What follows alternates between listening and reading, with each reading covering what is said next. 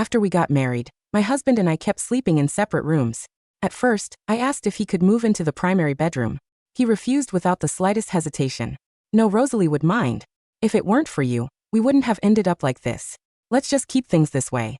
Rosalie was his first love. I stood there frozen for a long time before finally saying okay.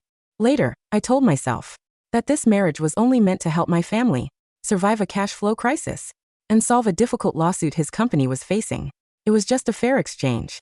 Once everything was settled, we would naturally go our separate ways. After that, I never brought it up again. For the next 3 years, he brought her to every occasion. Family dinners, annual galas, even my mother's birthday. She was always the one standing beside him. Everyone kept guessing who the real woman of the house was. Now everything that needed to be solved has been solved, and it is time for me to leave. I sat in the study and read the divorce agreement. From beginning to end one more time. Everything was written clearly in black and white. In the property division section, I asked for nothing. The house he had owned before marriage would remain his. The car would remain his. Company shares had nothing to do with me. All I needed to take was my own savings. I signed my name on the agreement. Natalie Ramsey. 3 years ago. I had still believed that. Even though this marriage began as a transaction, maybe we could still make something decent out of it. I was so stupid back then. I put the agreement into a folder and placed it on the coffee table. Then I took out my phone and opened our chat. Come home earlier today. I have something to discuss with you. About 2 minutes later, one word appeared beside his profile picture. Okay. I turned off my phone and tossed it onto the couch. Then I went to the kitchen to pour myself a glass of water. The kitchen was huge with a double-door refrigerator, a built-in oven and German imported cookware, all arranged neatly in its place. I rarely used it when we had just gotten married. I tried cooking a few times, thinking he might like to come home to a hot meal. The first time I made braised ribs. He tasted one bite and said it was fine. Then he took a phone call and left, saying something had happened with Rosalie. The second time I made fish stew. He did not come home at all. The third time I cooked an entire table of food, working from 4 in the afternoon until 7 at night. He did come home that time, but Rosalie was behind him. The two of them walked in laughing and talking. When he saw the table full of dishes, he froze for a second, then said, "We already have plans going out to eat." Rosalie stood behind him, tilted her head and smiled at me. "You worked so hard." Even now remembering that smile still makes my stomach turn sour. After that, I never cooked again. At 7 that evening, he did not come home. At 8, he still was not home. At 9, my phone rang. I picked it up and saw a message from him. Something came up with Rosalie. "I'll be home late. Go to bed first. Don't wait for me." I stared at that message for a long time. Go to bed first. Don't wait for me. I had heard that sentence for 3 years. Every time it was like this. Every time it was Rosalie. There was always something going on with her. He always had to deal with it. When she had a cold, he had to keep her company. When she was upset, he had to keep her company. When she moved, he had to help. Even when she adopted a cat, he had to be there. Once Rosalie said she wanted cake from a bakery across town. He drove 40 minutes to buy it, delivered it to her apartment, and waited until she finished eating before coming home. By then, it was already 1 in the morning. I asked him, "Did you eat dinner?" He said, "I ate at Rosalie's." Then he showered and went into the study. I should have understood everything that day, but I did not. I kept thinking that since we were married, we should give each other time. Maybe after enough days passed, he would realize I was not that bad. Maybe if I did well enough, he would be willing to turn around and look at this home. Now that I think about it, if someone has no place for you in his heart, it does not matter how well you do. He will not fall in love with you because you are good. He will only think your goodness has nothing to do with him. I did not reply to his message. Before, I would always reply with okay to show him that I understood. Sometimes I would add, "Be careful," as if that made me generous and sensible. But today I did not want to reply. In a few days, I would not receive his messages anymore. Anyway, I put my phone on the coffee table and changed the channel with the remote. A variety show was playing on TV. A few celebrities were laughing loudly on stage. I leaned back against the couch and suddenly found the scene absurd. I was sitting in this 2,000 square foot house, guarding a marriage that existed in name only, waiting for a man who would never keep me in his heart to come home. And he was with his first love openly, rightfully, because when we first got married, he had already made himself very clear. If it were not for you, we would not have ended up like this. What he meant was that I had broken him and Rosalie apart, that I had inserted myself between them and forced them to separate, that I had used my family's influence and that lawsuit to force his name onto a marriage certificate with mine. But what was the truth? Truth was that my father's company had a broken cash flow and urgently needed capital, and his company was caught in a troublesome lawsuit. that needed my family's connections to settle. The elders from both families sat down for one meal and decided on this marriage. No one asked if I wanted to marry him. No one asked if he was willing to marry me. But in everyone's eyes, it was a fair trade. He provided money. My family provided connections. We each got what we needed. Only Rosalie became the sacrifice in that transaction. Probably believed I stole her place. That I turned her from the legitimate girlfriend into the first love, who had to hide in the shadows. So he gave all his guilt to Rosalie and left all his coldness for me. On our wedding night, he drank a lot and was helped into the bedroom. I took off his coat and loosened his tie. He grabbed my wrist, his grip frighteningly strong. Natalie Ramsey, he called my full name. His voice hoarse. I know exactly what this marriage is. I don't love you. And I never will. If you're smart, you'll behave and be Mrs. Whitmore in name only. Don't expect me to touch you. Then he let go of me and stumbled into the guest room. From then on, we slept in separate rooms. He slept in the guest room. I slept in the primary bedroom. It suddenly occurred to me that in these 3 years, he'd only entered the primary bedroom twice. The first time was our wedding night when he said those words. The second time was last year, when I had a fever of 103 degrees and was barely conscious. Mrs. Lane called him. He came home 2 hours later, stood at the bedroom door, glanced at me and told Mrs. Lane to take me to the hospital. Then he left again. He said Rosalie had an important party and he had to attend. He did not come home for the rest of the night. When I woke up at 7 the next morning, I glanced at my phone. There were no messages. After washing up, I went downstairs. Mrs. Lane was already preparing breakfast. Seeing me come down alone, she opened her mouth as if she wanted to say something. But in the end, she only asked, "Ma'am, what would you like for breakfast?" "Plain oatmeal is fine." I sat down at the dining table, and my phone screen lit up. It was a message from him. "Rosalie drank too much last night, so I stayed with her and took care of her. I have a meeting this morning and won't be back." Put down my phone and took a sip of oatmeal. "Mrs. Please buy a few more cardboard boxes for me over the next few days." She froze. "Ma'am, are you moving?" "Yes, in a few days." She opened her mouth as if she wanted to ask something, but when she saw my expression, she swallowed the words back down. She had worked in this house for 3 years. She had seen everything. She understood everything. "All right, ma'am," she answered and turned back into the kitchen. After finishing my oatmeal, I went upstairs and changed. I had made an appointment with a real estate agent today. Before I moved out of this house, I needed to find a new place to stay. The divorce agreement said I would take none of the marital assets, but that did not mean I was penniless. I had some savings from before the marriage. Over the past 3 years, even though I had not worked, the Whitmore family had deposited $20,000 into my account every month. For living expenses, I had barely spent any of it and had saved most of it together. That was enough for me to rent a decent apartment and support myself for a year or so. For what came after that, I would think about it later. The agent was a young woman with a ponytail who spoke very quickly. She showed me a 2-bedroom apartment on the east side of the city, not far from downtown. The neighborhood was nice too. "Miss Ramsey, this unit has excellent natural light. The landlord just renovated it. And all the furniture and appliances are new. The rent is $6,500 a month. What do you think?" I stood on the balcony and looked around. The view was open and I could see a park in the distance.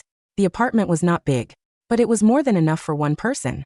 Most importantly, there were no memories of Adrian Whitmore. "Here. This works. Take it." The agent clearly did not expect me to decide so quickly. She froze for a second, then smiled brightly. "Great, great. I'll contact the landlord right away and arrange the lease." I signed a 1-year lease and paid the deposit and rent. When I walked out with the keys, the sun was warm and bright. Standing by the road with the keys in my hand, I suddenly felt very light. That afternoon when I returned home, Mrs. Lane had already placed several cardboard boxes in the living room. I was about to go upstairs to pack the walk-in closet when I heard movement at the door. I did not turn around, but I already had a faint feeling. Sure enough, in the next second, a familiar voice sounded behind me. "Oh, you're home." I turned around. Rosalie Quinn stood in the entryway. I saw the box in my hand, and her gaze paused on me for a second. "Are you packing?" I did not answer her question. I only asked calmly, "Why are you here?" "Adrian brought me. My lease is up and I haven't found a new place yet. He told me I could stay here for now, for as long as I need." I only nodded and said, "Oh." Rosalie clearly had not expected this reaction. Her smile stiffened for a moment. "You don't mind, do you?" She tilted her head and looked at me. "Actually, I also think it's a little inconvenient, but Adrian insisted." I said, "If he told you to come, then stay." I interrupted her. "There are plenty of rooms here anyway." She pressed her lips together and walked over to sit by the couch. "You're really generous." Generous enough to marry into this house back then. And now generous enough to let me move in. I looked at her and suddenly found it a little funny I did not respond. I turned to go upstairs. Rosalie probably felt ignored. Her voice rose a little. Natalie, I'm talking to you. I stopped and looked back at her. I heard you, but you didn't come here to chat with me. So why waste each other's time? I still have things to pack. Rosalie stood up. The smile on her face disappeared completely. You're leaving, she blurted. Disbelief in her tone. What else? Stay here on third wheel for the two of you. Rosalie stood completely stunned. I turned and walked upstairs, leaving her alone in the living room. Opening my closet, I began taking down my clothes one by one. After 3 years, I barely had enough belongings to fill 2 boxes. Adrian had never taken me shopping, nor had he ever given me a gift for our anniversary, my birthday or Valentine's Day. Looking back now, it was almost laughable. As I taped the last box shut, my phone chimed with a message from Adrian. I have a business dinner tonight and won't be home for dinner. Rosalie just moved in. Please arrange a guest room for her. I set the phone aside and kept packing. Evening, I had finished packing the closet and the study, carrying the folder containing the divorce agreement. Downstairs, I saw Rosalie sitting on the couch sipping coffee. She looked up, her eyes immediately fixing on the folder in my hand. What's that? I tossed the folder onto the coffee table and sat in the armchair across from her. Rosalie stared at it for a few seconds, then let out a soft laugh. A divorce agreement. My silence gave her her answer. Her eyes lit up, not with shock, but with unmistakable excitement. You're really divorcing him? Yes. When she pressed. When he comes home tonight. I said evenly, this marriage was always just a trade. Now that everything is settled, ending it sooner is better for everyone. She stared at me for a long time. Her expression complicated now. Suddenly she lowered her voice. Do you really not like him or are you just pretending? I froze for a moment. Did I not like him? 3 years ago, I actually had expectations. Adrian was handsome, successful and commanding. I thought if I was good enough, considerate enough and sensible enough, he might turn my way eventually. But those expectations died a long time ago. It doesn't matter anymore. I answered quietly. Whether I liked him or not belongs in the past. At 9 that night, Adrian finally came home. He glanced at Rosalie on the couch first, his gaze softening immediately. Rosalie, are you settling in all right? It's very nice, he replied sweetly. Only then did Adrian turn his attention to me. His eyes swept over me, lingered on the folder on the coffee table, and finally landed on the stacked boxes behind me. His brows furrowed. What's with all these boxes? I stood up, picked up the folder from the coffee table, and held it out to him. Adrian, we need to talk. He didn't take it, looking at me with a trace of confusion. What is this? A divorce agreement, I said.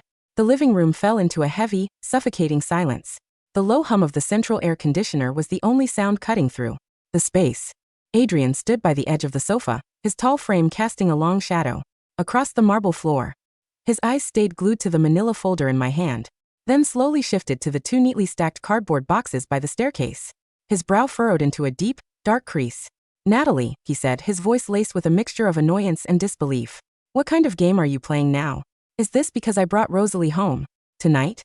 Beside him on the couch, Rosalie's eyes flickered. She sat up slightly, placing a delicate hand over her collarbone, putting on her trademark fragile, apologetic expression. Natalie, please don't do this, Rosalie whimpered softly, her voice trembling, just enough to sound pitiful.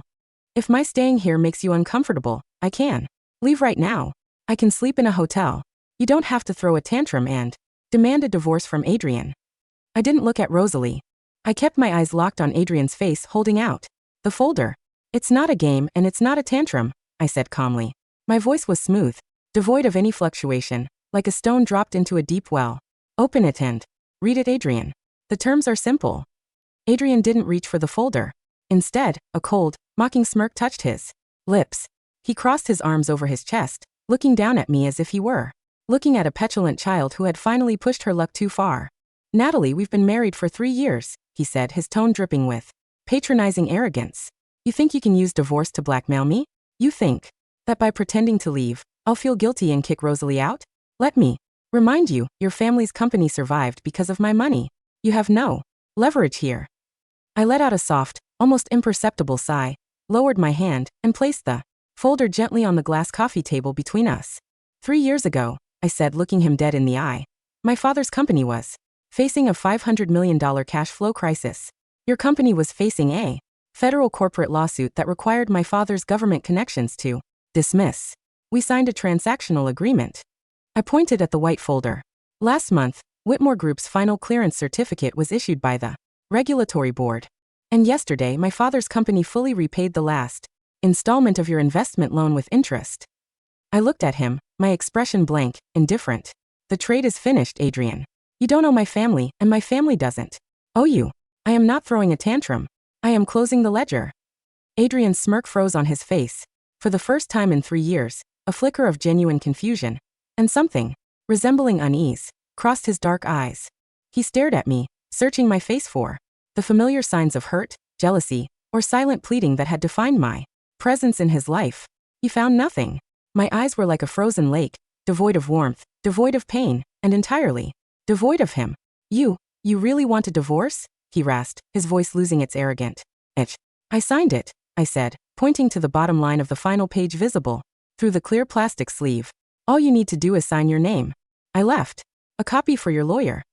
I turned, walked over to the 2 cardboard boxes by the stairs, and picked up the handles. They were light, mostly clothes, a few books, and my personal documents. Where are you going? Adrian called out, taking 2 fast steps toward me, his hand instinctively reaching out. It's past 9 at night. My new apartment. I replied without turning around. Mrs. Lane has the spare keys to the house. I've already removed my name from the household registry. Natalie. Adrian's voice rose, carrying a sharp, dangerous edge. If you walk out that door tonight over some ridiculous pride, don't expect to crawl back. When you realize how hard it is out there. I paused at the front door. I turned my head slightly, looking at him one last time under the warm chandelier light. Adrian, I said softly. I survived 3 years in a house with a man who wished I didn't exist. There is nothing out there that can hurt me more than this place did. I opened the heavy oak door, stepped into the cool night air, and closed it quietly behind me. The click of the front lock echoed through the grand foyer like a gunshot. Adrian stood by the stairs, his hand frozen midair, staring at the heavy wooden door. The house was vast, 2,000 square feet of polished marble, floor-to-ceiling glass, and high-end Italian furniture. Yet in that instant it felt completely, terrifyingly hollow. Adrian? Rosalie's soft voice broke the silence from the living room. He stood up from the sofa, smoothing down her designer dress, walking over to him with a gentle, comforting smile. She's just saying that to scare you. She'll be back in 2 days once her money runs out. You know how women like her are. She's lived in luxury for 3 years. She can't survive in some cheap rental. Adrian didn't answer her. His eyes slowly drifted down to the coffee table, where the white folder sat. Under the soft glow of the lamp, driven by a sudden chaotic impulse, he walked over, snatched the folder, and ripped the pages out. He flipped straight to the property division section. Party B, Natalie Ramsey, waives all rights to marital real estate, corporate equity vehicles, liquid funds, and spousal support. Party B shall retain only her premarital personal savings and personal effects. Adrian's breath hitched in his throat. He knew how much the Whitmore family was worth. As Mrs. Whitmore, if she fought the divorce in court, she could easily claim tens of millions of dollars in liquid assets and alimony. Yet she had asked for nothing. Not a single cent. Not even the car he had bought for the house. He flipped to the back page. Her signature, Natalie Ramsey, was written in sharp, clean, unyielding black ink. There was no smear, no tremor of hesitation. She didn't take anything. Adrian muttered, his brow furrowing into a tight knot. She's just pretending to be high-minded, Rosalie sneered softly, stepping up beside him, wrapping her arms around his waist. Adrian, don't think about her. She's finally gone. Isn't this what we always wanted? Now I can stay here with you properly. She reached up, trying to kiss his jaw, but Adrian instinctively flinched, stepping back to avoid her touch. Rosalie froze, her face turning pale. Adrian? I'm tired, Adrian said flatly, dropping the divorce papers back onto the table. You can take the guest room on the 2nd floor. Mrs. Lane will show you where the fresh linens are. He turned and walked upstairs toward his study, leaving Rosalie standing alone in the grand, quiet living room. Meanwhile, on the east side of the city, my new apartment was quiet. The 700 square foot space smelled faintly of fresh paint and wood polish. I set my 2 boxes on the living room floor, unpacked my sheets, and made the bed in the primary bedroom. The mattress was firm, the cotton duvet soft and clean. I sat on the edge of the bed, looking out the floor-to-ceiling window at the glowing streetlights of the park across the road. There were no late-night phone calls to wait for, no cold dinners to throw away, no shadow of another woman hanging over every corner of the room. For the first time in 3 years, I took a deep, full breath into my lungs. My chest didn't ache. My stomach didn't churn. I pulled out my phone, deleted Adrian's contact number, blocked his social media profiles, and turned off the device. Then I lay down, pulled the blanket up to my chin, and fell into a deep, dreamless sleep. 3 days passed in the blink of an eye. I spent my time decorating the apartment, buying fresh flowers, a few cooking utensils, and setting up my home office. Through a former university classmate, I submitted my resume to a mid-sized architectural firm downtown. Because I had graduated top of my class before my marriage, I was offered an interview for a senior designer position the following Monday. My life was moving forward smoothly, precisely, and without friction. In contrast, the Whitmore mansion was falling into subtle, chaotic ruin. On Thursday morning, Adrian walked down the stairs at 7 o'clock, dressed in his tailored charcoal suit, adjusting his cuffs out of habit. He sat down at the head of the long dining table, opened his tablet to review the morning financial reports, and reached out his hand to the right, expecting a cup of warm black coffee with exactly half a spoon of sugar. His hand met empty air. Adrian paused, looking up. Sitting across from him was Rosalie, wearing an oversized silk robe, her hair messy, yawning as she scrolled through a shopping app on her phone. The table was empty save for a box of cold, store-bought croissants and 2 sweet fruit juices Rosalie had ordered via a delivery app. "Where is Mrs. Lane?" Adrian asked, his voice cold. "Oh, Mrs. Lane said she had to take her grandson to the hospital this morning." Rosalie replied casually, not looking up from her phone. "Adrian, look at this Chanel bag. It's the new limited autumn edition. Can you ask your secretary to order it for me?" Adrian looked at the sweet juice, then at the cold pastry. For 3 years, no matter how late he had stayed out, no matter how cold he had been to me, every single morning at 7 o'clock, a fresh pot of coffee, 2 soft-boiled eggs, and a warm bowl of oat porridge had been set on that table. He had always assumed Mrs. Lane made it. "Mrs. Lane didn't make breakfast?" Adrian asked, his tone dropping an octave. "Mrs. Lane only cleans the floors," Rosalie scoffed, sipping her sweet juice. "Natalie used to wake up at 6 every morning to cook breakfast for you. Honestly, she was so needy. Why would anyone waste time cooking when you can just order delivery?" Adrian's hand tightened around his tablet. "She woke up at 6 every morning to cook for me." He remembered the morning after his company's annual gala last year. He had come home reeking of alcohol, his stomach burning with an ulcer flare-up. When he woke up at 7, a thermos of warm ginger and honey tea had been sitting on his nightstand with a small note. "Drink this before your meeting." He had thrown the note in the trash, assuming Mrs. Lane had written it. "Adrian." Rosalie tilted her head, noticing his dark expression. "What's wrong? Are you mad because I ordered croissants?" "No," Adrian said, standing up abruptly, pushing his chair back with a harsh screech against the marble. "I have an early meeting. Don't wait for me for dinner." He grabbed his coat and briefcase, heading straight for the front door. As he walked past the coat rack in the entryway, his eyes accidentally caught a small, empty space on the bottom shelf. For 3 years, an umbrella, an extra suit jacket, and a small box of his favorite stomach medication had sat in that specific corner, organized neatly by category. Now the shelf was empty, swept clean of every trace. By Monday, the Whitmore Group's quarterly board meeting was in full swing. Adrian sat at the head of the mahogany conference table in the top floor boardroom, listening to the department heads present their reports. His face was rigid, his eyes dark, surrounded by faint purple circles. He hadn't slept well in 4 days. "Mr. Whitmore," the head of the legal department said, sliding a thick blue folder across the table. "Regarding the final settlement for the municipal land dispute from 3 years ago, we need the original agreement signed by Mr. Ramsey." Adrian didn't look up from his tablet. "Ask my secretary to get it from Natalie." The legal director hesitated, exchanging an awkward glance with the vice president sitting beside him. "Mr. Whitmore, Mrs. Whitmore's personal line has been disconnected," the legal director said cautiously. "And when we called the Ramsey family estate this morning, Mr. Ramsey's secretary informed us that Miss Ramsey has severed all financial ties with both families and is no longer representing their estate." Adrian's hand froze over his screen. He slowly raised his head, his eyes locking onto the legal director with a cold, piercing intensity. "What did you say?" "Miss Ramsey. She officially registered her divorce papers with the court's family division on Friday afternoon," the director stammered, pulling a court notification sheet from his file.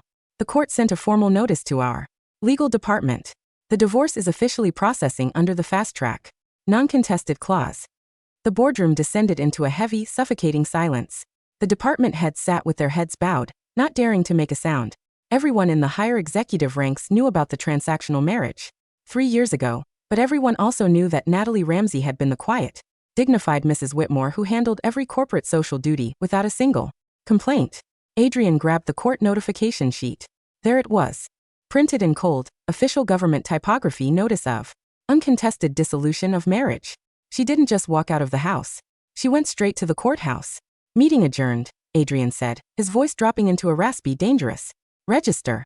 He stood up, snatched his coat, and walked out of the boardroom, leaving 20 executives staring at each other in shock.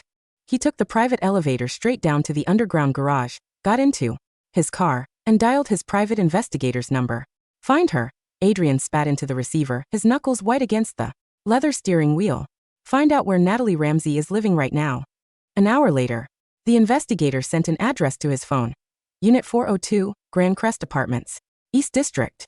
Adrian slammed his foot on the gas pedal, the sports car roaring out of the garage into the afternoon traffic. In his mind, an overwhelming, chaotic wave of anger and confusion was churning. He wanted to find her.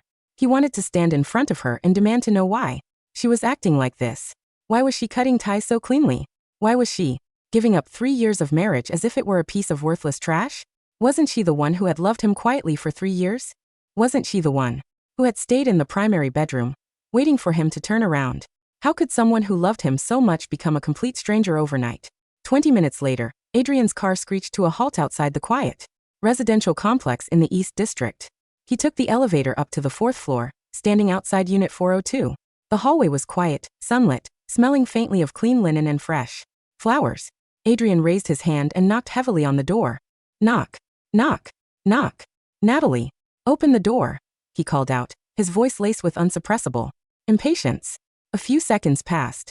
The electronic lock beeped, and the door swung open. Natalie stood in the doorway. She was wearing a simple cream-colored linen shirt, her hair pulled back into a casual claw clip. She held a black pen in one hand and a set of architectural blueprints in the other. Her skin looked radiant, her posture relaxed, her eyes bright and clear. When she saw Adrian standing in her hallway, her expression didn't change at all. There was no shock, no panic, no lingering hurt. She looked at him the exact same way she had looked at the real estate agent, like a complete, irrelevant stranger who happened to be standing in front of her door. Adrian, she said smoothly, her tone polite, light, and entirely unbothered. What are you doing here?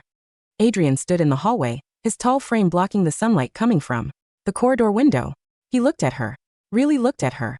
Without the heavy, formal dresses she wore to the Whitmore family dinners. Without the pale, exhausted look she had carried for 3 years while sitting alone in that 2,000-square-foot mansion, she looked younger, brighter, and entirely different. A sudden, sharp pain flared behind his ribs, but he quickly buried it under his usual mask of cold authority. What am I doing here? Adrian let out a harsh, bitter laugh, stepping forward, trying to push his way past the doorframe. Natalie, you filed uncontested divorce papers with the court on Friday. You didn't even notify my legal team. I didn't move away from the door, but I extended my left arm, resting my hand against the wooden frame, blocking his path smoothly. I left a signed copy on your coffee table on Thursday night, I said, my voice calm, even, and perfectly controlled. And as I recall, you looked at it before you went upstairs. Adrian froze. He remembered Thursday night. He remembered seeing the white folder. But he had been so convinced that I was throwing a tantrum over Rosalie moving in that he hadn't even bothered to read the legal filing date. I thought you were playing games. Adrian snapped, his eyes darkening. We've been married for 3 years, Natalie. You don't just walk out, sign court papers, and sever ties with both our families over a minor disagreement. It wasn't a minor disagreement, Adrian, I said quietly, setting my blueprints on the small shoe cabinet by the entrance. And it wasn't a game. Then what is it? He demanded, taking a step closer, his hands clenching into fists at his sides. Is it Rosalie? I told you, her lease was up, she had nowhere to go. I offered her the guest room for a few days. Is your pride really worth destroying our marriage over? I looked at him, and for a brief second, I almost wanted to laugh. Even now, even after I had moved out, signed the lease, waived all asset division, and filed the court papers, he still believed that my world revolved around Rosalie Quinn. He still believed that every action I took, every choice I made, was just a pathetic ploy to get his attention. Adrian, I said softly, my voice carrying an absolute, freezing finality that made the air in the hallway turn cold. Rosalie moving in didn't destroy our marriage. She just reminded me that we never had one. Adrian's breath caught in his throat. 3 years ago, I continued, looking directly into his bloodshot eyes, you told me on our wedding night that you didn't love me, and that you never would. You told me to be Mrs. Whitmore in name only. I listened to you. I pointed toward the elevator at the end of the hall. The trade is over. My father's company is stable, your lawsuit is dismissed, and your first love is sitting in your living room. You got everything you wanted, Adrian. Why are you standing at my door? Adrian opened his mouth, but no sound came out. He searched my eyes for a single crack in my composure. He looked for the girl who used to sit by the window waiting for him until 1 in the morning, the girl who used to make honey tea for his stomach, the girl who used to swallow every insult from his family with a quiet, submissive smile. She was gone. The woman standing before him looked at him with the exact same eyes he had used on her for 3 years, cold, distant, and completely unbothered. Natalie. He rasped, his voice suddenly sounding small, broken, and unmoored. Come home. We can talk about this. I'll ask Rosalie to find a hotel today. No need, I interrupted, stepping back into my apartment and grabbing the brass handle of the door. I like it here. It's quiet, it's bright, and nobody asks me to cook for their first love. I offered him a faint, polite nod, the kind of nod you give to a delivery person. Goodbye, Adrian. Please have your lawyer sign the final court registry by Friday. Before he could reach out his hand, I closed the door. The lock clicked into place with a sharp, heavy sound. Adrian stood alone in the sunlit hallway, staring at the brass door handle, his heart hammering against his chest like a trapped, panicked bird. Over the next 2 weeks, the Whitmore mansion began to rot from the inside out. Without Mrs. Lane, who had formally retired 3 days after I left, and without my quiet management, the house descended into an unlivable mess. Rosalie, who had spent 3 years playing the delicate, fragile, needy artist, who only needed Adrian's warmth, turned out to be completely incapable of managing a household. She hired cheap, unreliable cleaning services that scratched the imported marble floors. She threw away Adrian's expensive custom suit shirts because she didn't know how to dry clean them. She threw loud late-night parties with her former art school friends, filling the 2,000-square-foot house with the smell of cheap wine, stale smoke, and loud music. When Adrian came home at midnight after working 14-hour days trying to save a falling corporate account, he was met not with quiet warmth, but with Rosalie sitting on his sofa, complaining about her allowance. Adrian, your secretary said my corporate expense card was declined today. Rosalie whined, pouting as she reached out to pull his necktie. I was at the boutique with my friends. Do you have any idea how embarrassing that was? Adrian pulled her hands off his tie with an unprecedented, sharp force. That card was linked to the household account, Adrian said, his voice cold as ice, which was managed by Natalie. Rosalie's face stiffened. Her eyes flashed with an ugly, jealous light. Natalie, Natalie, Natalie, that's all you've been talking about for 2 weeks. She walked out on you, Adrian. She treated you like trash. Why are you still bringing her up? Adrian looked at Rosalie. He looked at her bright red lipstick, her expensive silk robe, her greedy, demanding eyes, and the messy living room behind her. For 3 years, he had convinced himself that Rosalie was his white moonlight, the pure, innocent girl he had lost because of a transactional marriage. He had convinced himself that if he hadn't married me, he would have been the happiest man in the world with her. Now, standing in his own home, looking at the reality of her presence, the mirage shattered into ugly, worthless dust. She wasn't a gentle moonlight. She was a needy, selfish parasite who had used his guilt to bleed him dry for 3 years. Get out, Adrian said quietly. Rosalie froze. What did you say? I said get out of my house, Adrian repeated, his voice dropping into a razor-sharp whisper. Pack your bags and leave. Today. Adrian, you can't do this to me. Rosalie shrieked, her voice turning high and shrill. I gave up my youth for you. I stayed in the shadows for 3 years, while you were married to her. You didn't stay in the shadows, Adrian spat, his eyes dark with absolute revulsion. You lived in an apartment I paid for, spent $50,000 a month on my cards, and called me every time you wanted a cake across town. He turned to his private security guard standing by the door. Escort Miss Quinn out. If she steps on this property again, call the police. Adrian. No. Adrian. Rosalie screamed, thrashing as the security guard grabbed her arm, dragging her backward across the scratched marble floor toward the front gates. Adrian didn't look back once. He walked into the dark, silent study, sat down at his mahogany desk and opened his laptop. On his desktop was an email sent by his lead corporate investigator an hour ago. The subject line read, Internal Audit Report. Whitmore Group Litigation 3 years ago. Adrian's hand trembled as he clicked the file open. The audit report was 30 pages long, filled with bank statements, IP address, logs, and non-disclosure agreements from 3 years ago. Adrian's eyes scanned the pages, his face growing paler with every single line. He read, 3 years ago, the Whitmore Group had been hit with a catastrophic federal trade lawsuit alleging illegal data leaks. The lawsuit had nearly bankrupted his family, forcing his father to negotiate the transactional marriage with the Ramsey family to secure their government connections. For 3 years, Adrian had hated me for that trade. He had believed that my family had used the lawsuit as an opportunity to force him into a marriage certificate, turning him into a corporate puppet. But the audit report revealed a terrifying hidden truth. The original data leak that triggered the federal lawsuit had come from Rosalie Quinn's personal laptop. 3 years ago, Rosalie's brother had accumulated $2 million in illegal gambling debts. To save her brother from loan sharks, Rosalie had sold Whitmore Group's confidential design schematics to a rival firm for $200,000. When my father discovered the source of the leak during his private investigation, he didn't expose Rosalie. Why? Because my father knew that if Adrian found out his beloved first love was the person who had destroyed his company, Adrian's pride and heart would be crushed forever. So my father covered up Rosalie's crime out of his own pocket, absorbed the legal liability through his government connections, and agreed to the marriage. On one condition: Adrian's company would be saved, and Rosalie would be spared from a 10-year prison sentence. My family hadn't used the lawsuit to force a marriage. My family had saved his life, saved his company, and protected his precious first love from going to federal prison. And in return, Adrian had spent 3 years making me sleep in a separate room, ignoring my meals, bringing Rosalie to every corporate gala, and telling the world that I was a bitter, scheming woman who had forced herself into his life. Gasp. A strange, choked sound tore out of Adrian's throat. He clutched his chest, his heart hammering against his ribs so hard he could barely breathe. Blood drained from his face, until he looked like a corpse. Sitting behind his mahogany desk, he looked at the empty coffee table across the room. He remembered the night of his stomach ulcer flare-up. He remembered the 103-degree fever when he told the housekeeper to take me to the hospital while he went to Rosalie's party. He remembered the table full of cold dishes he had walked past without taking a single bite. I know exactly what this marriage is. I don't love you, and I never will.